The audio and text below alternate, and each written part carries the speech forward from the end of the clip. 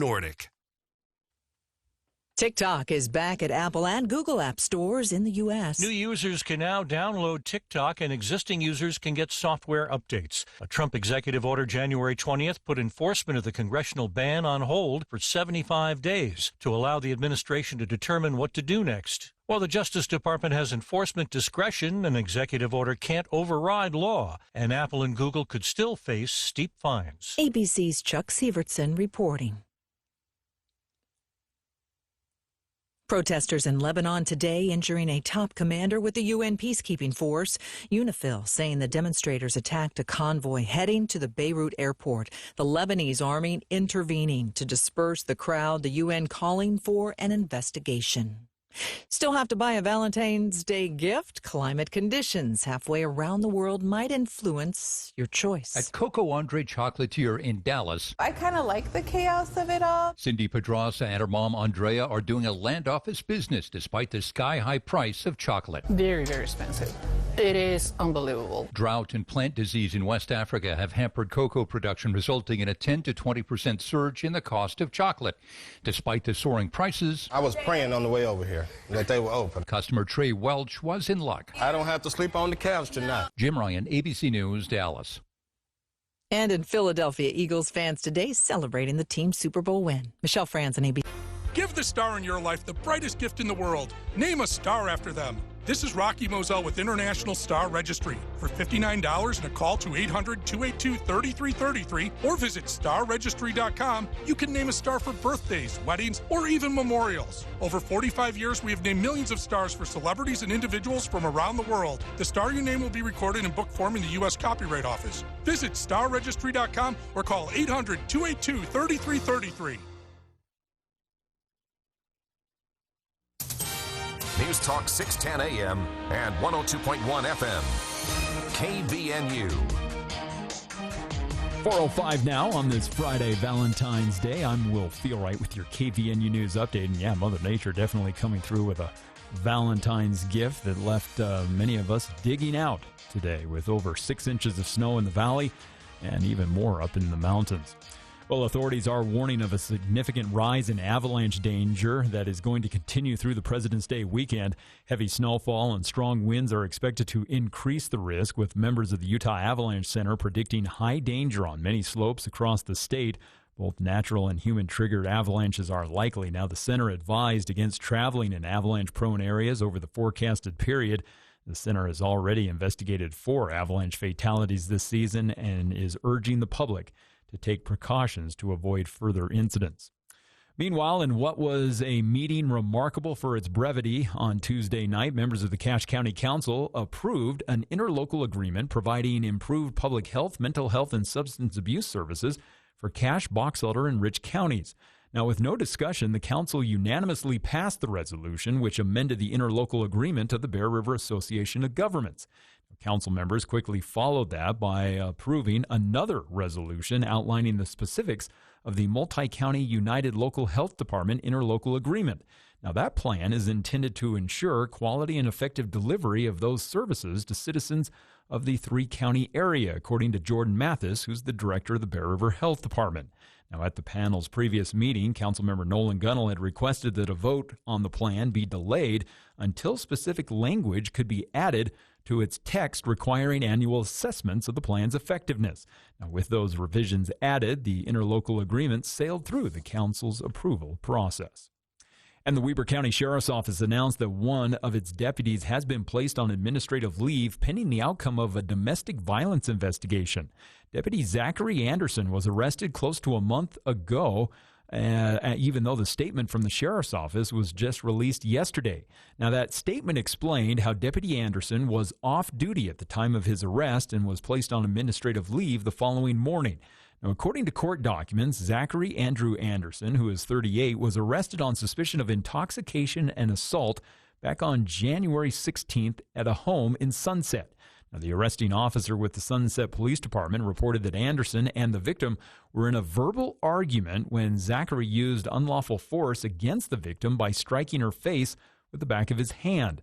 Now, this left an obvious red mark on her face, according to the officer's probable cause affidavit. Zachary had been drinking alcohol and had a strong odor of alcoholic beverage coming from his person. Well, weather-wise, going to continue to see a mix of rain and snow over the next several days as temperatures have been in the low 40s today. Tonight will drop into the mid-20s.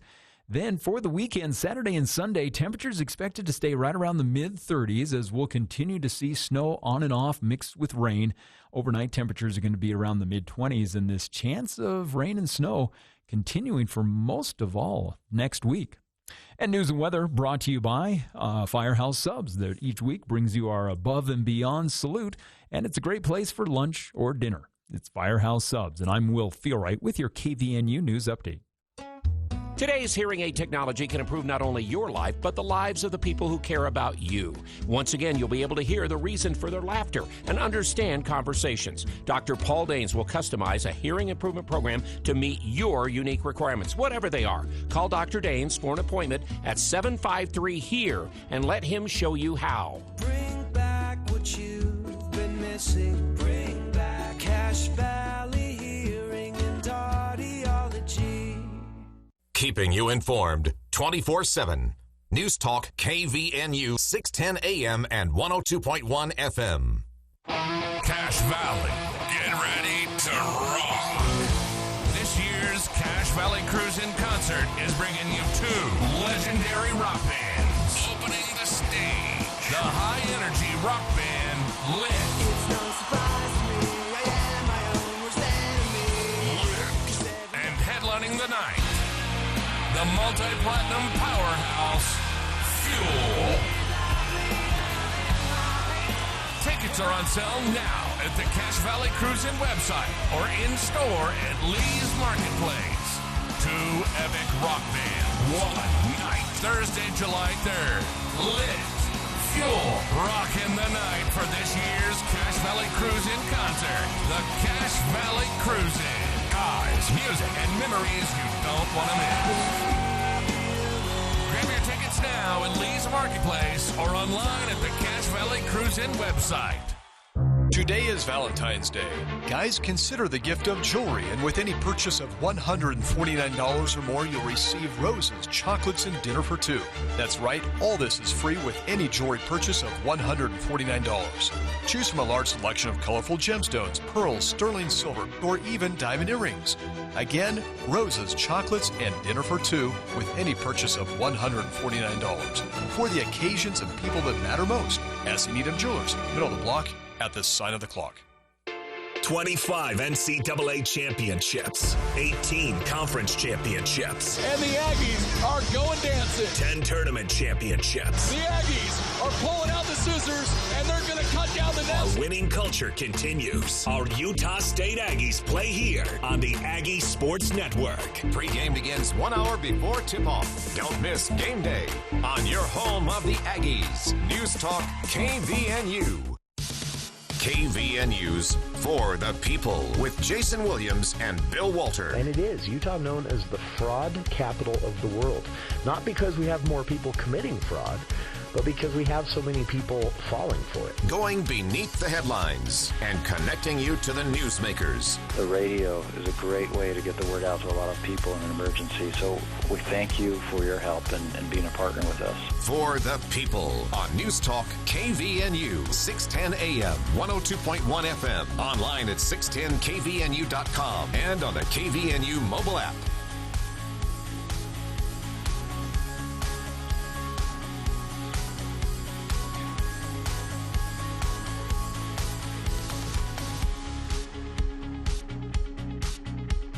Welcome to KVNU's For the People, hour one of today's show. It is Friday, February 14th, Valentine's Day.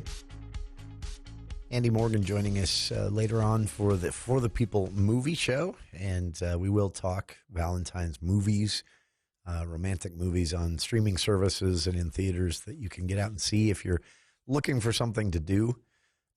Also, if you were listening yesterday, Charlie explained there is plenty to get out and do as far as the theaters. Lionheart Hall has the Jay Richards Orchestra and some guest singers from local talent around the valley as part of a dinner and music night at Lionheart Hall. Tickets still available for that, although it does start at 6:30 tonight, so you'd want to get on that. It does also run tomorrow night outside of Valentine's Day. It's not a Valentine's Day only event.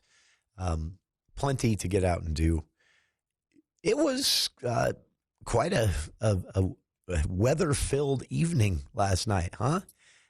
We didn't get hammered quite as, we got quite a bit, but we didn't get hammered quite as hard as some of the Salt Lake Valley.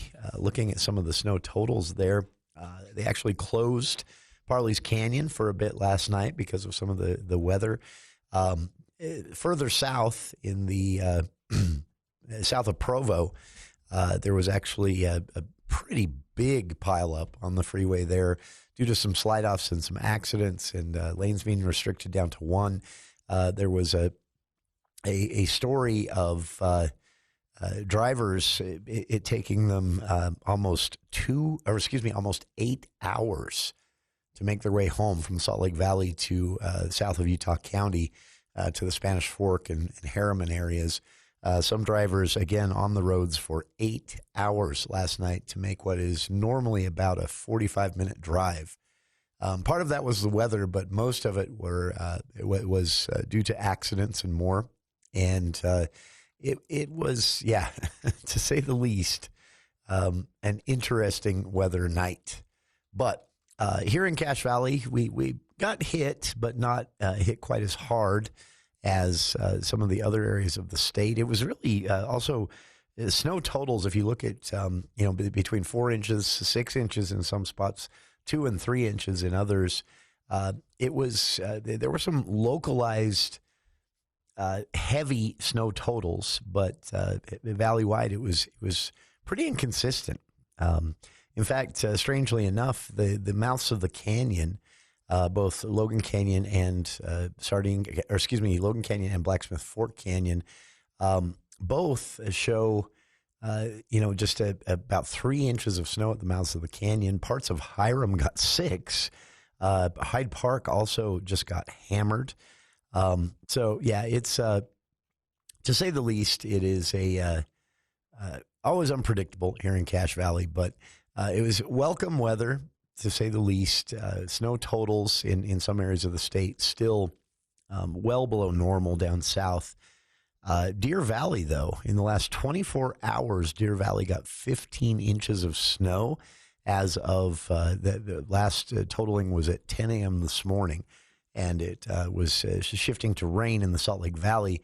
But up in Park City, snow still coming down. And again, in a 24-hour period, Deer Valley Resort totaled 15 inches of snow. Sundance Mountain Resort, further south than that, also came in at 15 inches of snow. Brighton at 12. Snow Basin, just west of, or east of the Ogden area, up there in the Ogden Valley, Snow Basin Resort reported 12 inches of new snow in the last 24 hours. And they're actually looking pretty good snow total in that specific mountain range. Their base before the new 12 inches was 73 inches, which is one of the biggest snow bases in the state. So here in northern Utah, again, Snowpack is looking pretty decent. But some concerns about the southern Utah area. Now, they did get a bit more added to their snow totals and their snowpack and their reservoir levels. We'll see how that bumps them up. Right now, they're sitting at 26% of normal. Here in northern Utah, we ticked up from 96% of normal to 97% of normal in less than 24 hours with the new snow coming in. So precipitation in general for the last 24 hours in the northern Utah area. Again, it was pretty scattered around the state. It was, depending on where you were at, very different for parts of Cache Valley. The Cache National Forest Bear River Range, some areas there, the Utah Avalanche Center said, totaled in little pockets nearly 20 inches of snow, but the average was 9 new inches of snow there in the mountains. So today it's been a little less as far as precipitation goes, just a little bit of rain in general, less than half an inch total since 8 a.m. this morning here in Cache Valley. Overnight, though, again, inches of snow, and It took us from 96% to from 96% of normal to 97% of normal. So we'd still like to be up above that, above 100% as we were heading into January, but not the case. We did dip below the 100% of normal, and but still 97% of normal.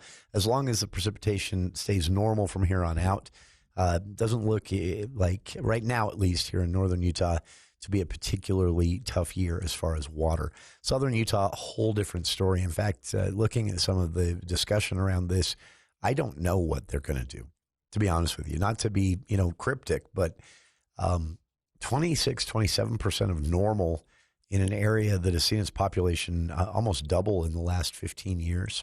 Yeah. Also, there is nationwide, this is interesting.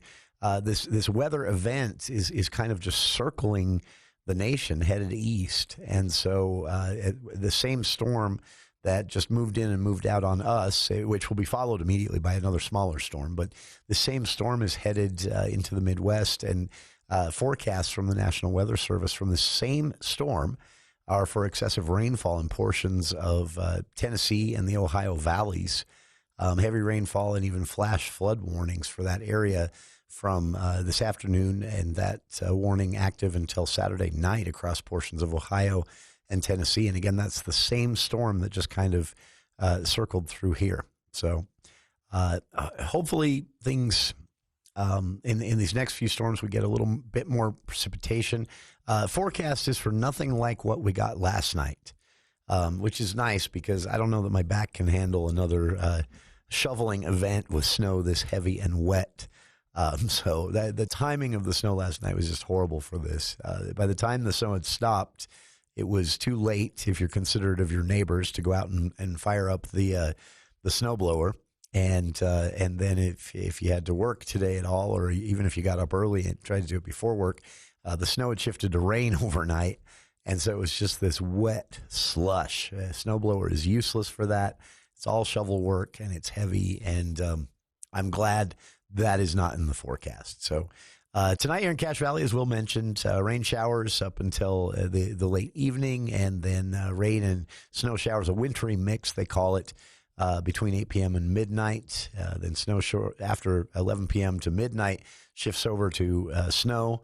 And though it's a mild night temperature-wise, very seasonably temperatured, 26 degrees for the overnight low for most of northern Utah. And the chance of new precipitation is at 90%.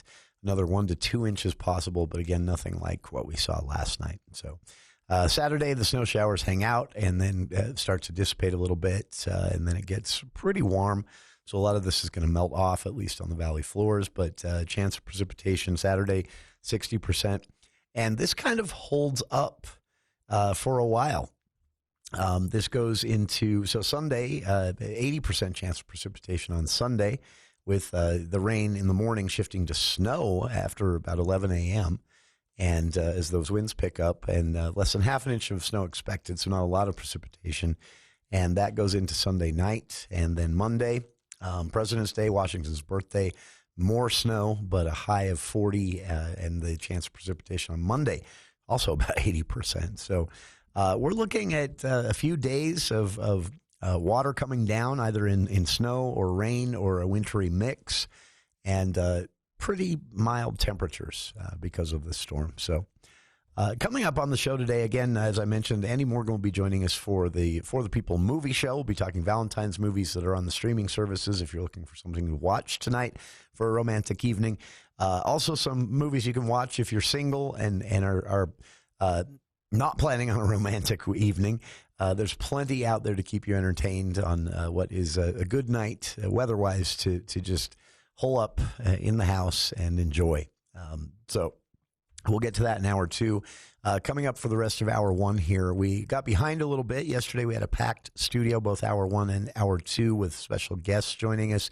So your legislative update coming a day late, but also a nice way to recap the week and what lawmakers are saying about a little bit of a disagreement that has broken out between Republicans in the Senate over a bill that has already passed and is waiting for the governor's signature to end collective bargaining here in Utah. Some Republicans now speaking out saying they didn't like the process behind this. They don't like that it appears to be a direct attack on teachers in a petty retaliation for the lawsuit over the Amendment D language last year. And some Republicans now saying we need to go back and fix this. Senate leadership cool on the idea. What everybody had to say right after this. News Talk 610 AM, 102.1 FM, KVNU.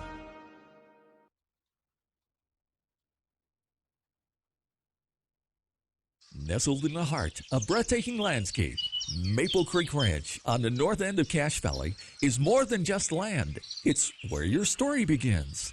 It's the perfect location for building your dream home. But only a few lots remain, so act now to claim your piece of paradise. Imagine mornings with breathtaking views, evenings by the fire, and every moment surrounded by the peaceful charm of nature. With stunning views, babbling brooks, and miles of wilderness. Google Maple Creek Ranch to learn more about these final few lots.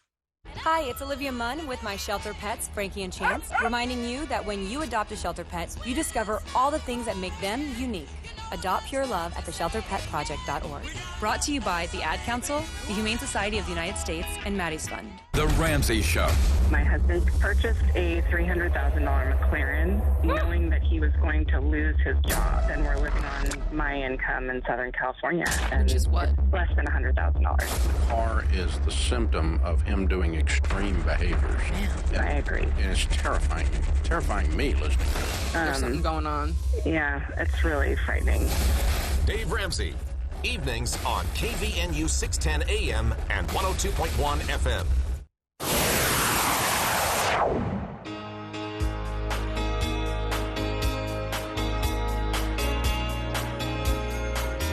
Welcome back to KVNU's For the People. Just a little over a week since the legislature very narrowly passed a controversial bill that bans teachers, firefighters, and police unions from collective bargaining. For those not familiar, collective bargaining is a process where union representatives speak for every union member, and they sit down with stakeholders. In the case of Utah, it's usually the state lawmakers, and they negotiate salaries, benefits, all of those things. It's the whole point of being in a union, basically. Well, a bill narrowly passed last week that ended the practice of collective bargaining in Utah, made it illegal. It barely passed the Senate, and one of the Republicans to vote against it last week was Senator David Hinkins, a Republican lawmaker from Farron. He's not new to the Senate. He's been there for quite some time, and he confirmed this morning that he is working on a bill that would undo this.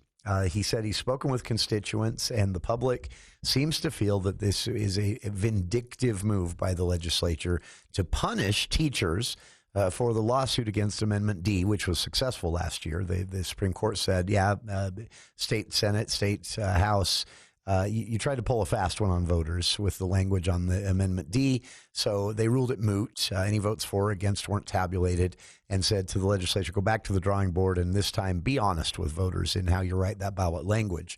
Well, instead of learning the lesson from that, they're angry. And this move, I think correctly, is being seen as a vindictive retaliation against teachers' unions. What they didn't expect, though, is the firefighters' unions and the police unions to team up with the teachers' unions and fight back.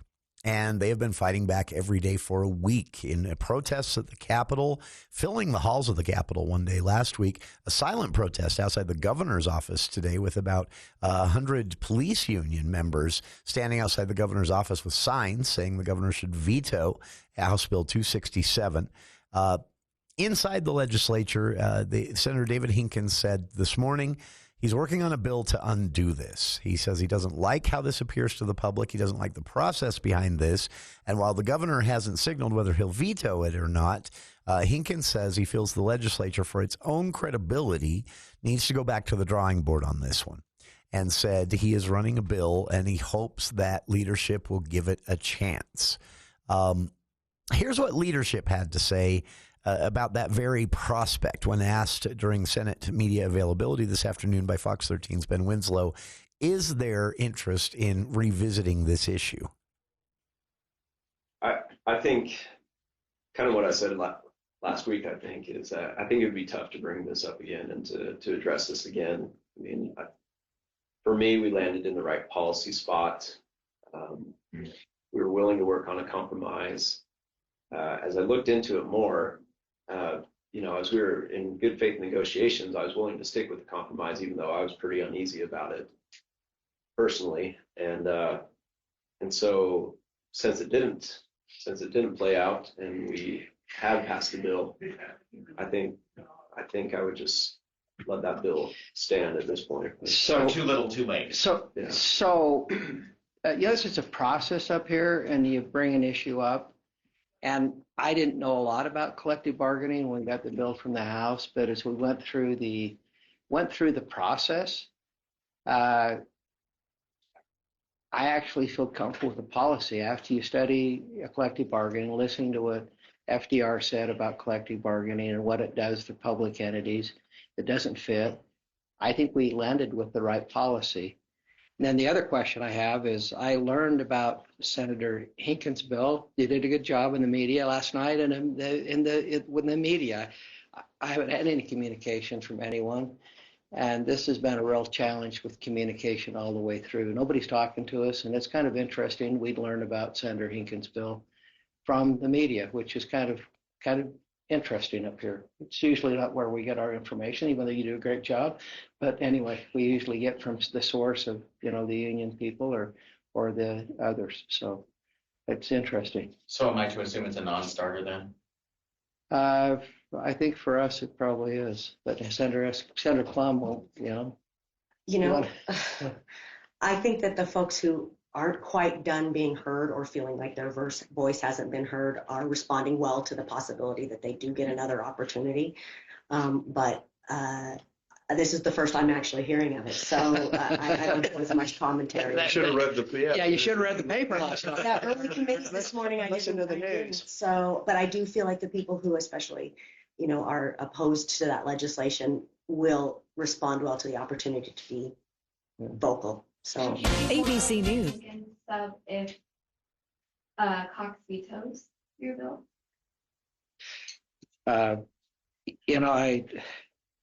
Right now I'm kind of tired of the issue, quite honestly. I don't think we want to bring it back. I just don't know. So anyway, I'm not even in the article that I read. It didn't sound like the union folks were super supportive of Hinkins' bill. So, and that's the problem, lack of communication. If it is open, I don't, whatever leverage there is, right, to find a compromise, I think you lose that leverage, and I think you'd quickly find them not supportive of that bill as well. Yeah. I wanted to ask also, Senator McCall, you have a bill on artificial intelligence. So that was basically a no from the Senate, but interestingly enough, kind of reinforcing the idea that this was just a vindictive, message bill to the teachers union for having the audacity to challenge the legislature last year and then win in court because, the lawmakers wrote ballot language that was pretty deceptive. And the court said, the state Supreme Court said voters wouldn't even know what they were voting for or against with this ballot language. And so, the legislature had a chance to kind of learn a lesson from that. Instead, we got this, which it looks more and more because of comments made by the Senate president there, like this was just sort of a vindictive warning shot, if you will, at unions to say, how dare you challenge our authority? Because, as you heard the Senate president say, he's kind of tired of the issue. When asked, if Cox decides to veto the bill and the legislature in a veto scenario has the option to call a veto override session and, vote to override the governor's veto, they need 2/3 of the Senate to do that. The Senate president basically saying, without coming right out and saying no, they don't want to do that. He sort of did at the same time by saying, look, I'm kind of just tired of this issue. I don't think there is a lot of energy to bring this one back up at all. So putting the cold water on Hinkins' bill to undo what they've done, but also saying if the governor does decide to veto the bill, which the governor's under a lot of pressure to do right now from teachers, firefighters unions, and police unions, and the public, if the governor does decide to veto the bill, the Senate president kind of showing his cards there, saying there's probably not a will to revisit this one, to come back and override the veto. So if I had to predict at this point, I would say the governor will veto the bill and the legislature will let the veto stand, and they can pat themselves on the back and say, we sent a message not to mess with us.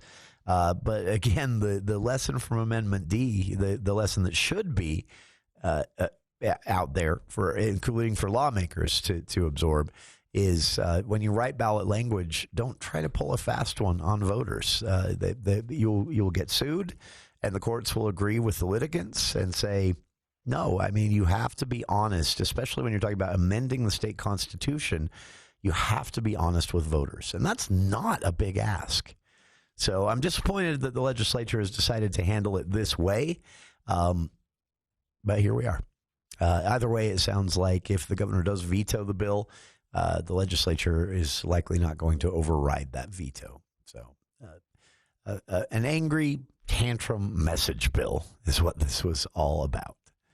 We'll be back with more of KVNU's For the People. You heard a little bit of it there, but a conversation about a bill everyone's been watching, but no one has seen yet, setting up some guardrails and regulations for artificial intelligence in both commerce, government, and the public. What this bill looks like, though, details are sparse. We got a little bit more today from the sponsor, Senator Mike McKell. We've got that audio for you after this look at the news with KVNU's Will Feel Right.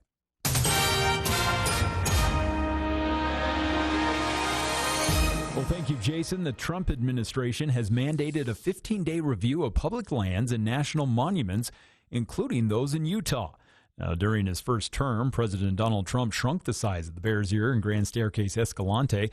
Both were later reinstated, though, by President Joe Biden. Now, the National Parks Conservation Association's Daniel Hart says monuments like these have caught the eye of the Trump administration, which claims that they could be needed to lower the cost of fuel and energy.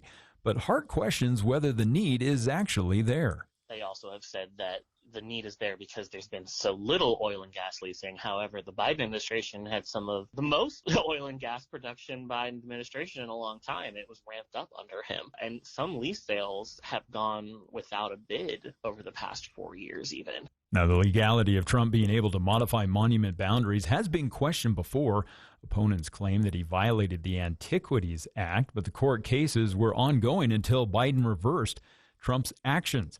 Now, Hart adds that research shows that strong support for public lands and national parks and monuments exist, and he adds that these places protect the country's natural and cultural resources.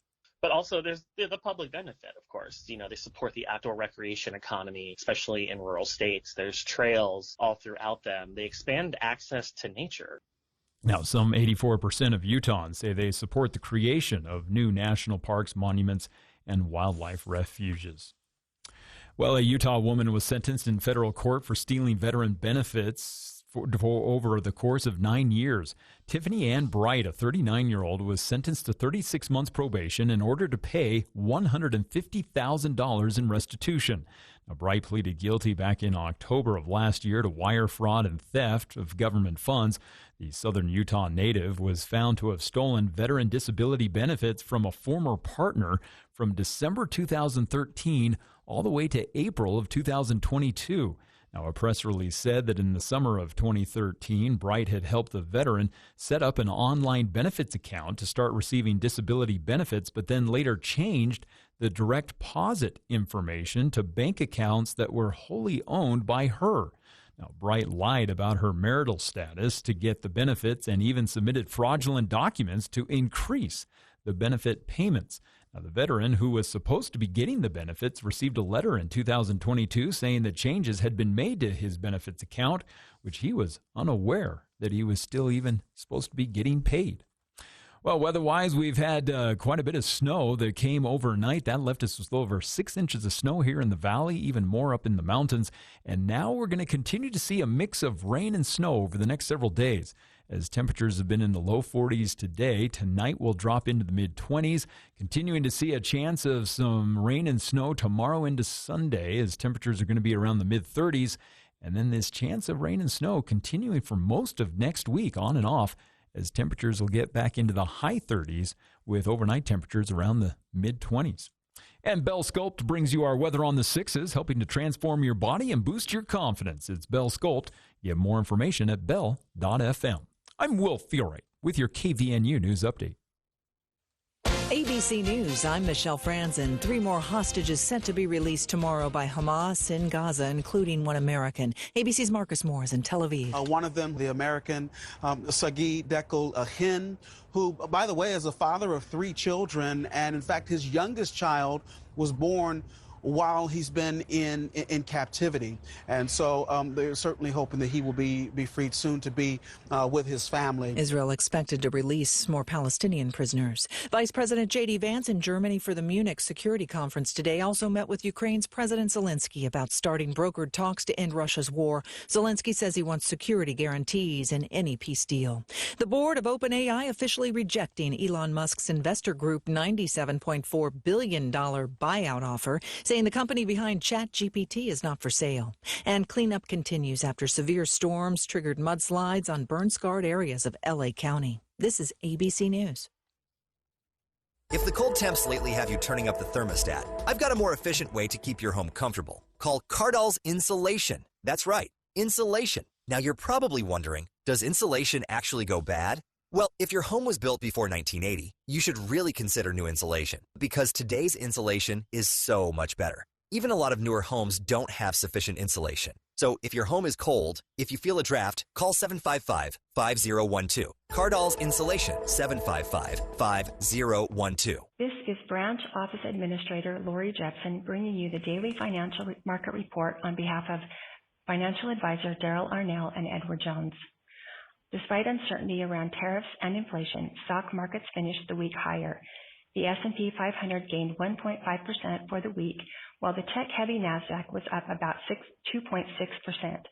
Treasury yields headed notably lower on Friday as retail sales figures for January came in below expectations. This was in part due to the devastating wildfires in Los Angeles and severe winter weather elsewhere, which may have weighed on consumption activity. The U.S. 10-year Treasury yield is now around 4.48%, well below its January high of 4.8%. More broadly, however, markets remain comfortably higher for the year thus far, with the S&P 500 up about 4% and the Dow Jones Index up nearly 5%. In Edward Jones' view, the positive market returns reflect an economy that continues to remain resilient and show signs of momentum even in the face of policy uncertainty. Today's U.S. equities closed lower. The Dow closed down 165 points at 44,546. The NASDAQ closed up 81 points at 20,027. The S&P 500 closed down 0 points at 6,115. And in the bond market, 10-year Treasury yields are trading at 4.48%, lower by 0.05 percentage points. In stocks of local interest, Home Depot is down $2.93 at $409.50. Lowe's Company is down 87 cents at $251.79. Nucor is up $2.22 at $137.77. PepsiCo is down $1.19 at $143.39. Thermo Fisher is down 79 cents at $531.85. Walmart is down $1.01 at $104.04. Science Bank is up 0.29 cents at $55.74, and Northrop Grumman is down $16.16 at $438.90. The price of crude oil was down by 65 cents at $70.64, and the spot price of gold was down $49.30 at $2,896.10.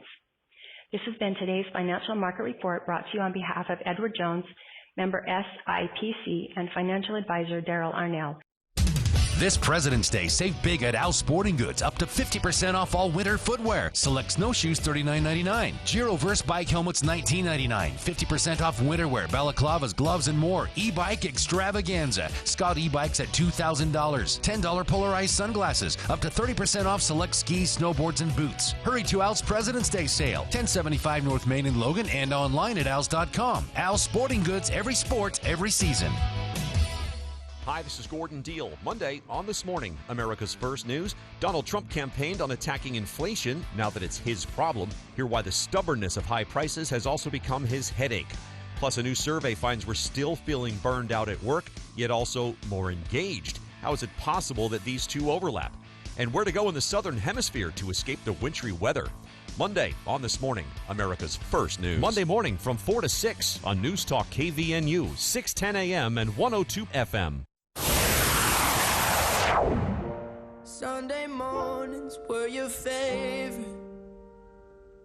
I used to meet you down on Woods Creek Road. You did your hair up like you were famous, even though it's only. Welcome back to KVNU's For the People.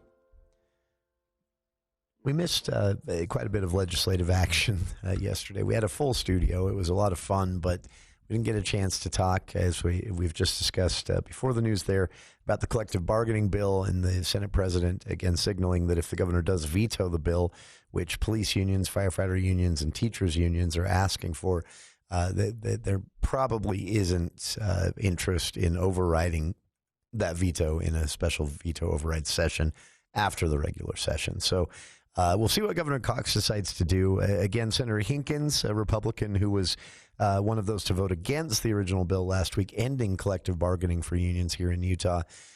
He has a bill that he first talked about just this morning that would undo what they did last week, but Senate President saying they hadn't seen the bill yet and couldn't speak as to whether it had a future. So, but again, if the governor decides to veto House Bill 267 that they passed last week, it sounds like the legislature won't override him. At least that was kind of the hint given by the Senate president there. Quite a bit of a discussion today around a bill that no one's seen yet. It's known as the AI bill. Everyone knows that Senator Mike McKell has been the sponsor. He ran a few last year on this same topic. But this year specifically, he said he had a bill that was going to target. So they've kind of set some guardrails for artificial intelligence when it comes to advertising and commerce, what's legal and not legal. For example, in Utah, because of a bill passed last year, it would be illegal to use artificial intelligence to fake a comment or a stance from one of your competitors. And so, you could see someone maybe doing that in an advertisement to be funny. And then people hearing it and thinking, wow, their competitor really said that. I'm never buying their product. So that was, an example of some of the guardrails they've put on artificial intelligence so far. This bill, though no one's seen it, is purported to go a bit further and be more focused on public interactions, things that might be illegal, as here in Utah, for example, revenge porn, as it's known. This is when someone breaks up with someone and that angry person, the person angry at being broken up with, shares intimate images publicly to get even. That's illegal here in Utah. Another concern, though, is something called a deep fake. And this is an entirely fabricated audio or video using AI to produce it. And it's not currently on the books here in Utah, though there would be other ways a person could be charged for doing something like this. There is not a specific statute dealing with this. And McKell said he had a bill coming. The bill still is not public. It's still being written, McKell said today. But he did take a second to respond to the general gist of his legislation.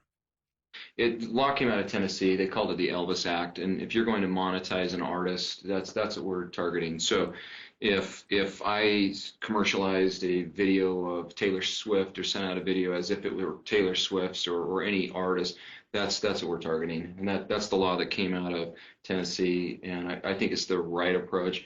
we're going to spend a lot of time on AI, and I know Senator Cullimore is working on these issues as well, but we do need to have some guardrails, and I do think we need to protect our artists from commercialization that's unauthorized. I agree. What about regular citizens? I mean, people are getting roped into these deepfake videos and things like that.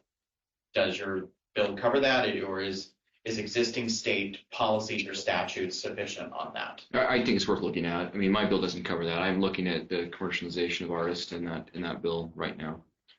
President, I'm sorry, I know you said you're tired of being. And again, this was a discussion about an AI bill no one's seen yet, but is anticipated to be made public next week and voted on very quickly, I would assume, at that point.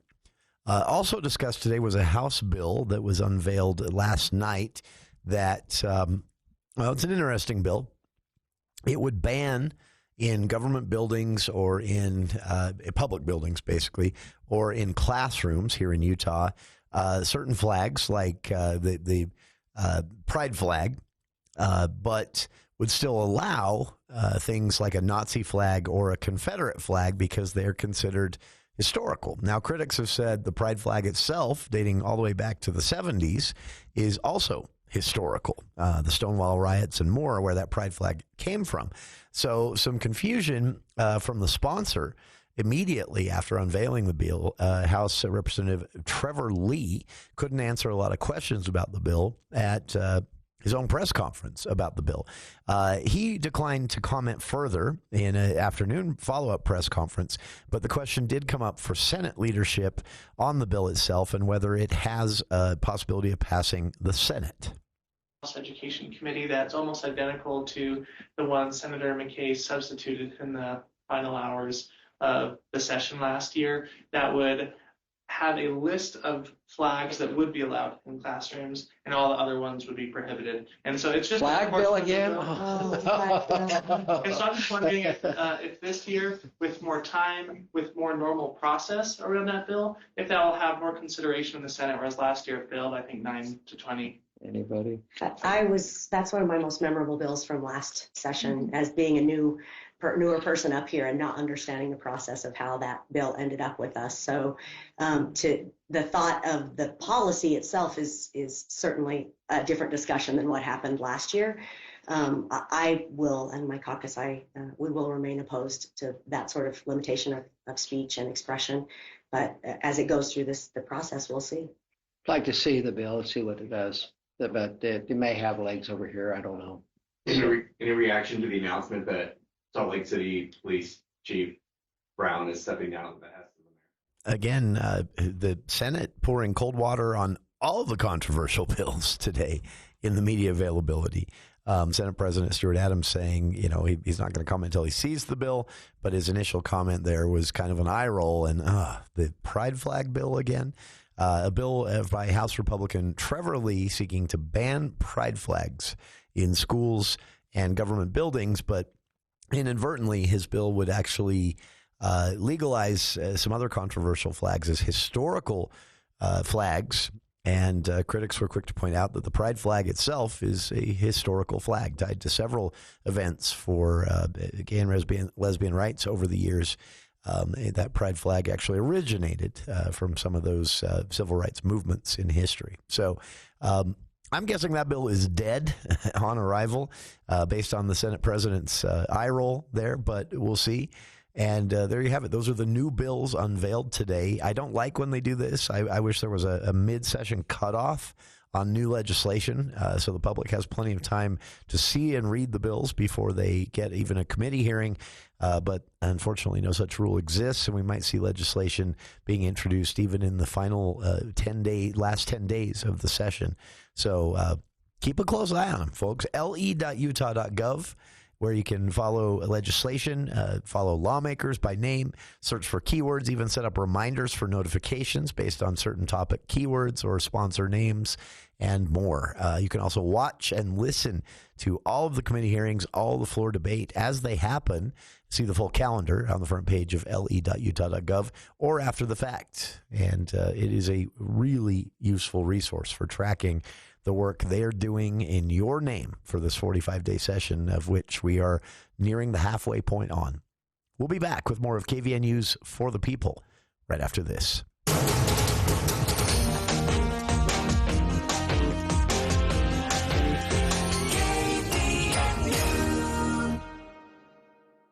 If your saving for retirement approach involves the phrase, "I'll get around to it someday," Edward Jones can help.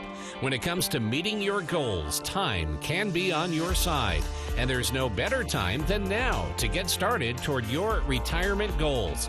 Edward Jones Financial Advisors can help. Stop by one of the 11 Edward Jones offices in Cache Valley. Edward Jones, making sense of investing. Member SIPC. My simple solution to the problem was remove people from the scene and help them feel safer. In response to attacks against Asian Americans, Maddie Park raised over $250,000 to donate cab rides to the Asian community. There is so much more work to be done. We really need to come together and tackle this issue as a community. Support the Asian community. Learn how at lovehasnolabels.com. Brought to you by Love Has No Labels and the Ad Council. AM radio provides always-on news, sports, talk, traffic, and weather reports. And it's also a vital service that provides important emergency information when your community needs it most. Tell Congress you need AM radio to stay in your car. Because when cell phones and the internet are down, this free emergency service is critical. Text AM to 52886 and tell Congress we need AM radio in cars. Message and data rates may apply. You may receive up to 4 messages a month, and you may text STOP to stop. This message furnished by the National Association of Broadcasters. Serving overseas was just the beginning. We might be home from war, but our mission continues in communities all across the country. It's why we're out there in times of peace and crisis, providing meals to the hungry and supplies to the sick. It's why we're giving strength to those who are too weak and bringing resources to those without them. Service doesn't stop when we're done serving. It's what makes us the VFW. Learn more at vfw.org.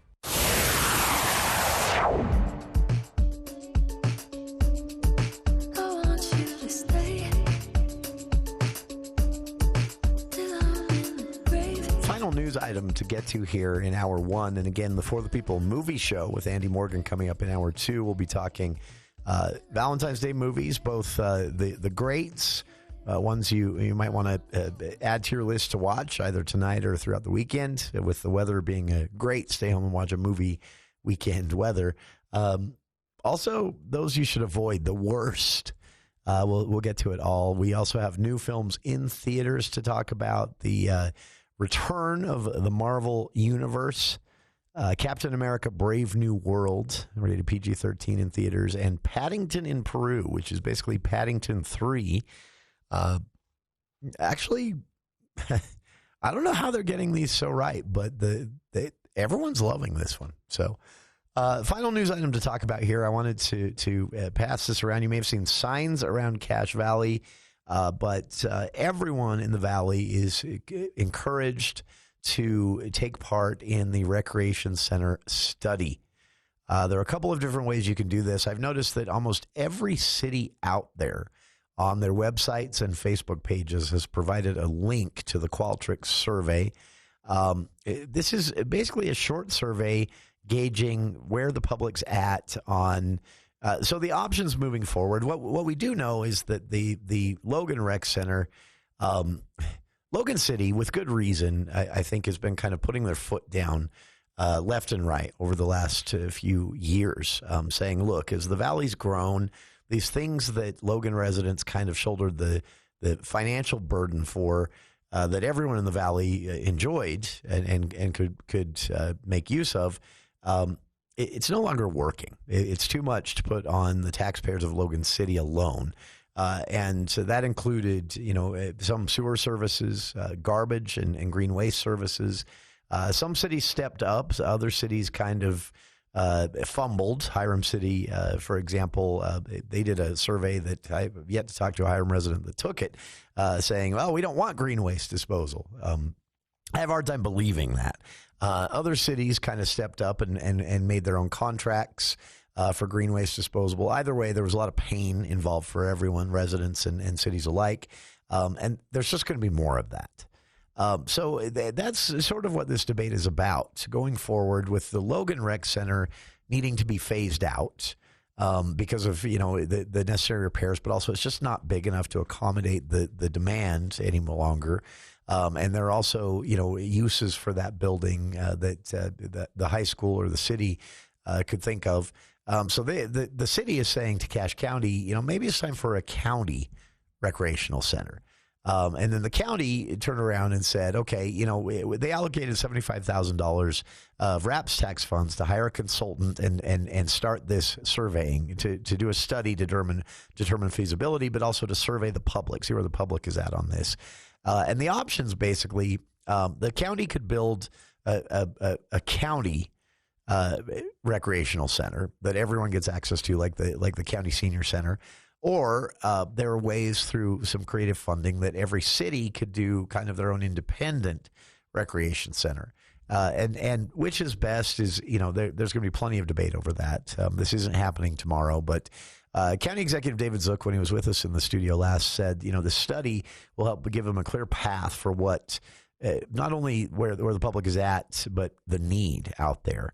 How much it would cost versus what are the actual needs of the valley when it comes to a recreational center. What we do know is that rec centers are great for physical, mental, and social well-being. The feasibility study, as Zook told us, would be in 2 phases. First phase, information gathering, laying out some potential concept designs and more. Second phase would be much more detailed and include analysis of specific project visualizations and even cost and operational estimates. And then, of course, all of this would have to be funded and put to maybe a public vote even for bonding. That remains unclear at this point which direction that goes. But either way, it's your opportunity to take the survey. I've linked to it on our Facebook page. But again, visit your city's website or Facebook page. Every city in the Valley has a link to this survey up, which is running through Qualtrics. And it's really important that you take part in this because, if your voice isn't heard, your neighbor's is. And this is a really important discussion going forward. So that is hour 1 of today's show. Thank you for tuning in. Stick around, hour 2 and the For the People movie show.